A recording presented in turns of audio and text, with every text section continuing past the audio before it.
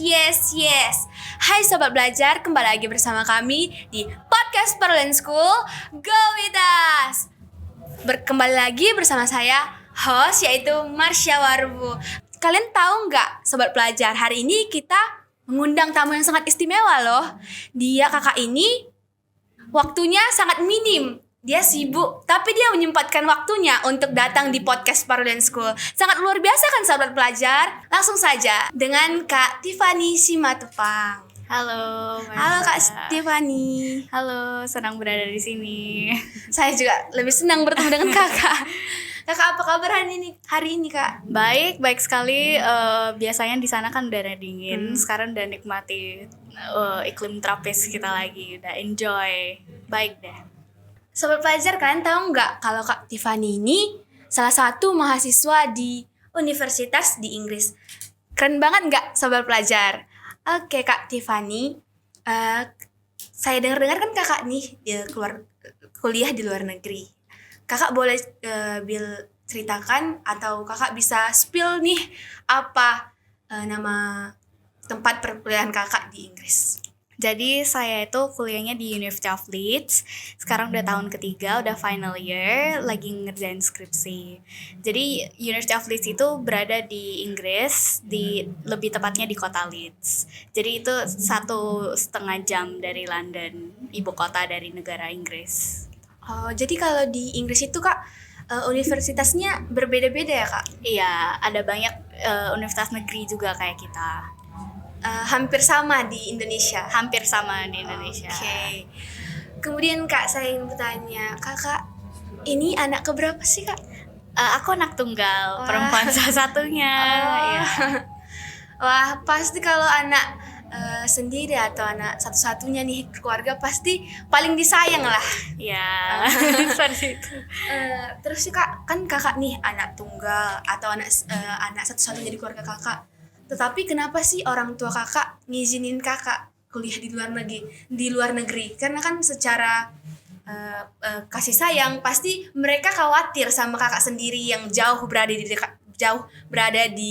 mereka, nggak di dekat mereka gitu. Ya, jadi awal rencana itu memang orang tua izininnya cuman kuliah di Singapura karena dekat dari apalagi Medan.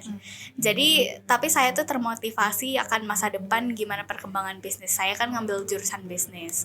Jadi kalau misalnya di Inggris itu selain universitasnya bagus, tapi untuk perkembangan bisnis globalisasi sekarang itu pasti lebih bagus. Lagi bangun networking, selain edukasi juga koneksi dengan orang-orang perusahaan multi company di sana. Jadi seandainya nanti pulang bangun bisnis di sini sudah mendapatkan investor dari luar, wawasan perkembangan teknologi dan juga environment-nya dari sana bisa kita bawakan di Indonesia.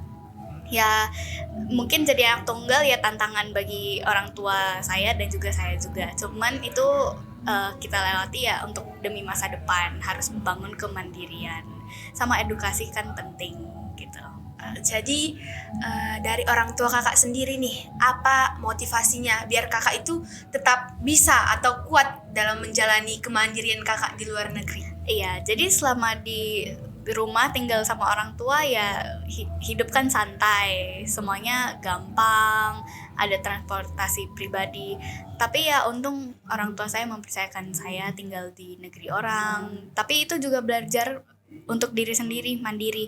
Jadi kuliah di negeri orang itu nggak cuma belajar tentang edukasi, tapi belajar tentang hidup juga, gimana cara mandiri menghadapi hari-hari sendiri. Dan ya bagi kita wanita sekarang kan udah harus mandiri gitu, nggak boleh bergantungan sama orang lain lagi. Motivasi dari ayah Kakak ataupun ibu Kakak sendiri apa nih? Pokoknya harus bisa mandiri. Tanggung jawab. Kalau tanggung jawab itu memang udah diajarin dari kecil. Jadi ya tanggung jawab dengan hal kecil. Sekarang kan udah pindah ke negara orang, tanggung jawab hal besar, hidup sendiri kan. Jadi ya tanggung jawab itu yang emang dari dulu udah diajarin. Jadi motivasinya itu adalah kemandirian dan tanggung jawab terhadap diri sendiri gitu ya. Dan orang lain kalau bisa. Ya. Terus itu kan Kak, kalau nih Sobat Pelajar di rumah pasti pengen tahu dari dari perjalanan kakak, dari misalnya kakak dari kecil nih sampai kakak bisa ke luar negeri nih, kan pasti nih orang di Indonesia ataupun sobat-sobat pelajar di rumah ini pasti ingin seperti kakak gitu. Coba kakak bisa berbagi pengalaman dengan sobat-sobat pelajar yang ada di rumah gitu, mengenai pengalaman kakak sehingga kakak bisa sampai di titik ini. Iya, jadi pengalaman saya rasa di mana-mana orang pasti dapat pengalaman yang berbeda-beda. Mau di luar negeri, mau di Indonesia, pengalaman jalan orang kan memang beda-beda. Ya cuman kalau dari sisi luar negerinya, ya apa-apa itu kan kita sendiri gitu. Beda kalau misalnya di Indonesia kan semua lebih dekat ke keluarga. Jadi minta tolong itu bisa gampang istilahnya. Tapi kalau di luar negeri itu semua orangnya kan ya individual, masing-masing sendiri ya. Selain teman kita yang ngebantu kita, kayak misalnya kalau di luar negeri kan transportasi banyak umum. Jadi sekarang udah bisa ya jalan sendiri, naik bus, naik train, kemana-mana kan negaranya deket, cuman jalan doang. Ya kalau misalnya tanggung jawab sih itu sih ya semuanya sekarang serba sendiri. Cuman ya kalau misalnya pengalaman mau berada di manapun, mau di Indonesia mau di luar negeri, yang penting kita itu harus berani bicara ke orang lain. Dan orang lainnya itu jangan cuma circle kita doang, berani bicara ke orang-orang yang gak kita kenal, orang banyak. Jadi dari situ pasti bisa dapat pengalaman. Jangan insecure, jangan malu-malu gitu loh. Jadi kalau misalnya kita mau belajar dari si A nih, si A udah berhasil, ya cari aja, ngomong aja langsung sama si A, kenapa kok bisa ya gitu. Jangan malu-malu diungkapin sendiri. Sama aja mau di luar negeri, di Indonesia kita semua banyak orang hebat, yang penting berani reach out gitu loh, yang datengin mereka gimana caranya. Pasti dari situ kita dapat pengalaman sendiri. Kemudian Kak, persiapan kakak nih, misalnya kakak mulai memikirkan kakak ini akan kuliah di luar negeri itu mulai sejak kapan? Kalau rencana kuliah di luar negeri itu udah memang sejak kecil ya, SMP ya. Karena emang ya jurusannya bisnis kan. Sebenarnya belajar bisnis tuh bisa di mana aja. Cuman ya yang saya bilang tadi, saya pikirkan lagi kalau bisnis tuh lebih bagus kita ketemu sama perusahaannya langsung, orang-orangnya, belajar dari negara maju, gimana kita cara membangun. Sekarang kan teknologi mereka udah lebih terdepan. Jadi kita apply ke negara kita gitu.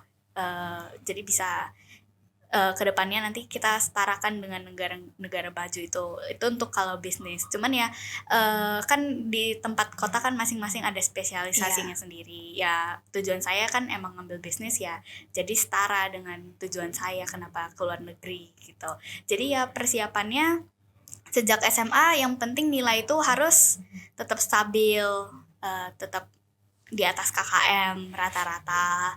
Terus persiapan bahasa Inggris IELTS, kurikulum edukasi Inggris. Terus ya persiapannya itu ikut organisasi, banyak-banyak kegiatan ekstrakurikuler, perlomba-lombaan, itu penting. Sangat luar biasa ya Kak, banyak persiapan-persiapan kakak. Terus ini Kak, saya ingin bertanya juga, kakak ikut les online nggak? Atau les privat ataupun bimbel-bimbel gitu? Iya, dulu sempat ikut les privat sendiri. Kalau misalnya bahasa Inggrisnya itu ikut privat sendiri IELTS. Itu satu kelas bareng teman-teman gitu. Terus kalau kurikulum kan A-level. Jadi waktu itu ikut les privat di Scholar gitu. Oh, Iya. kemudian Kak, kalau misalnya hambatan kakak nih dalam proses belajar kakak, apa sih hambatan kakak ketika kakak misalnya ingin belajar tentang edukasi Inggris ataupun tentang IELTS tadi Kak? Apa sih hambatan kakak ketika kakak waktu pertama kali belajar itu, ada nggak sih yang kayak susah banget nih gitu? Jadi saya kan emang udah di Sekolah Nasional Plus dari TK. Jadi udah terbiasa dengan bahasa Inggris. Cuman tantangan di IELTS itu kan cuman bukan sekedar belajar bahasa Inggris, yang penting bisa ngomong, bisa dengar. Cuman itu lebih ke step yang harus bahasa Inggris yang akademik. Jadi kita itu harus benar-benar yang bisa menulis dengan cara akademik yang rapi, bukan hanya sekedar menulis dalam bahasa Inggris, tapi juga mendengarkan, berbicara, sama menulis membaca dengan secara Inggris akademik. Jadi itu sih awal-awal tantangan. Cuman setelah belajar les, itu kan pasti dikasih gurunya tips, tricks, ya akhirnya bisa juga gitu. Ya nggak cuman itu aja sih, istilahnya di setiap pelajaran kan pasti ada tantangan. Cuman gimana kita nanggepinnya, gimana cara kita latihannya, itu semua pasti bisa. Semua ada prosesnya sendiri ya. Semua Kak? ada prosesnya sendiri. Kemudian Kak, Kakak bilang Kakak adalah jurusan bisnis. Ya. Terus itu kenapa sih Kakak tertarik dengan bisnis itu sendiri? Karena nggak tahu ya, seperti panggilan. Oh. Jadi saya juga termotivasi sama papa. Jadi papa saya juga ada berbisnis. Cuman saya ngelihat mungkin ada mungkin kesulitan. Karena background papa kan juga hukum gitu. Mungkin kadang orang-orang awam berpikir kenapa sih bisnis gitu kan. Iya. Semua orang pasti bisa Bisnis. belajar bisnis gitu. Buka kafe itu bisnis. Iya. Gitu. Kenapa harus ngambil bisnis sampai jauh-jauh ke luar negeri? Jadi goal saya itu bukan cuman bisnis yang sekedar misalnya buka kafe atau buka warung, tapi bisnis yang benar-benar bisa membuka lapangan kerja beribu-ribu bagi orang. Perkembangan teknologi, bisnis yang bisa membangun nama Indonesia kayak ke multinational company. Jadi bisnis management itu ya bagi saya penting. Mungkin bagi orang kan kita ada interestnya masing-masing. Ada yang mau jadi insinyur, mau jadi apa. Cuman ya saya tertarik aja di bagian bisnis karena udah passionnya ya di situ. Kayak mau bangun sebuah brand, tapi bukan brand yang mungkin brand yang mulai dari kecil. Cuman ya goal saya untuk membuat brand lebih besar. Contohnya misalnya Zara. Itu kan bukan brand kecil, itu kan bisnis yang memang benar-benar multinational company, pasti semua orang tahu Zara, H&M.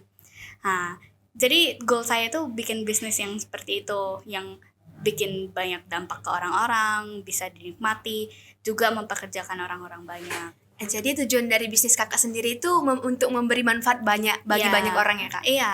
Wah, sangat luar biasa sekali. Iya. Seperti kita kalau melihat, wah Kakak punya passion, punya impian yang mulia gitu Iya. buat orang lain. Kemudian Kakak kan juga berkuliah di Universitas of Leeds. Itu dari negara-negara mana aja Kak?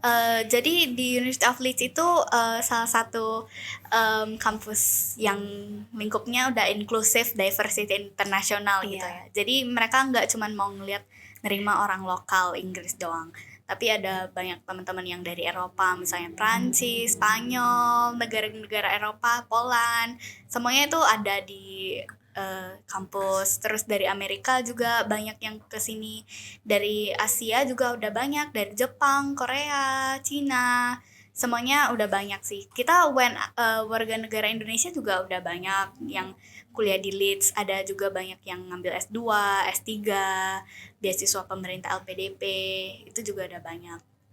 Dari sekian banyaknya mahasiswa, dari sekian banyaknya orang yang ada di kampus Kakak sendiri, Kakak punya sahabat nggak di sana? Sahabat udah pasti ada.